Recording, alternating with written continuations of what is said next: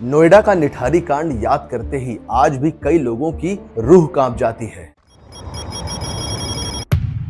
29 दिसंबर 2006 को नोएडा के निठारी इलाके में एक नाले से 8 बच्चों के कंकाल मिले थे और यहीं से एक भयानक और खौफनाक कांड की सच्चाई का पर्दाफाश हुआ था। दरअसल साल 2005 से 2006 के बीच नोएडा के निठारी इलाके में दर्जनों बच्चे गायब होने लगे। इसके बाद इलाके में एक अजीब सी दहशत फैलने लगी। पहले तो लगा कि ये सिर्फ गुमशुदगी का केस है, लेकिन जब सच सामने आया तब पूरा भारत दहल उठा था। इस केस में मोनिंदर सिंह पंढेर और उसके नौकर सुरेंद्र कोली को गिरफ्तार किया गया। मोनिंदर सिंह पंढेर एक बिजनेसमैन था। निठारी के सेक्टर 31 में उसका बंगलो था और सुरेंद्र कोली उस बंगलो में चपरासी का काम करता था। 29 दिसंबर 2006 को निठारी इलाके में जिस नाले से बच्चों के कंकाल मिले थे वो नाला मोनिंदर सिंह पंढेर के घर के पीछे था और जिन बच्चों के कंकाल मिले थे वो सब वही बच्चे थे जो निठारी इलाके से गायब हुए थे। पुलिस ने शक के आधार पर मोनिंदर सिंह पंढेर और उसके नौकर सुरेंद्र कोली को गिरफ्तार किया।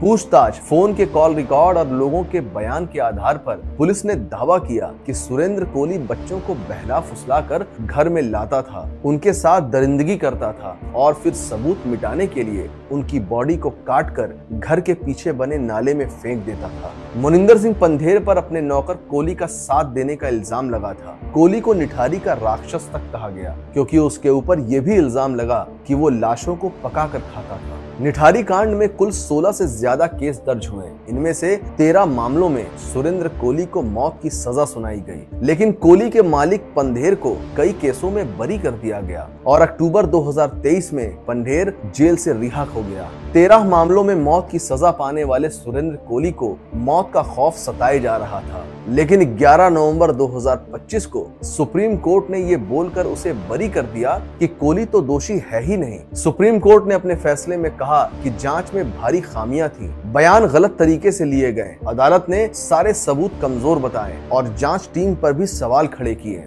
वो आदमी जिसे सालों तक निठारी कांड का गुनहगार बताया गया, जिस आदमी को 13 बार मौत की सजा सुनाई गई, उसे 19 साल बाद अदालत ने आजाद कर दिया। निठारी की गलियों में आज भी उन बच्चों की तस्वीरें टंगी है जो कभी लौट कर नहीं आए। उन बच्चों की माएं सवाल करती हैं कि अगर कोली बेगुनाह है तो फिर असली गुनहगार कौन है, और यही इस केस का सच है। अपराध खत्म हुआ लेकिन न्याय आज भी अधूरा है। आपके हिसाब से क्या सुप्रीम कोर्ट का फैसला ठीक था? क्या वाकई जांच एजेंसियों की गलती थी? और कमेंट में बताइए आपकी नजर में निठारी का असली अपराधी कौन है।